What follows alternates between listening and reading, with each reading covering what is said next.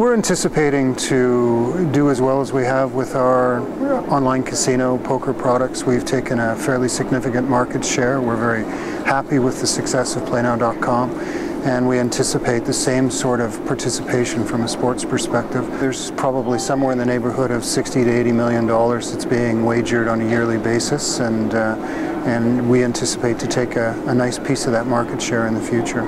Obviously, getting the legislative changes in Canada to allow sports betting on a single event basis is critical to the success. Our current sports business is doing very well, but we're uncompetitive in comparison until that single event opportunity presents itself. We anticipate that sometime early October that it will complete the review process and become law.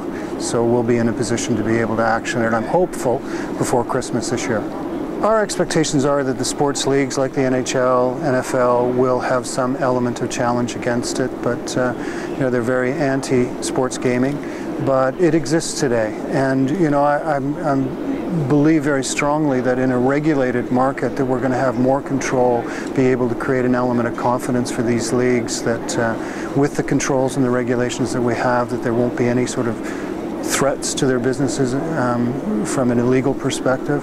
I think they need to focus their efforts not on the regulated entities, but on the multiple unregulated entities that are currently taking sports betting in America. We need to add more jurisdictions in Canada to the Canadian Poker Network. There's no question about it. We're currently in partnership with Lotto Quebec, and it's running quite successfully, but there is a void in liquidity. Ontario has already indicated that they're going to get into the space. I would anticipate in the next 12 to 18 months they'll be operational. And when you're bringing the largest English-speaking province of the country into that network, we start to get the liquidity that's required to be competitive. And I think the quality of our site, the security of dealing with a regulated entity, the understanding that the money generated and the profits generated going back to the people in the jurisdictions that they live in, all has great appeal over the unregulated industry.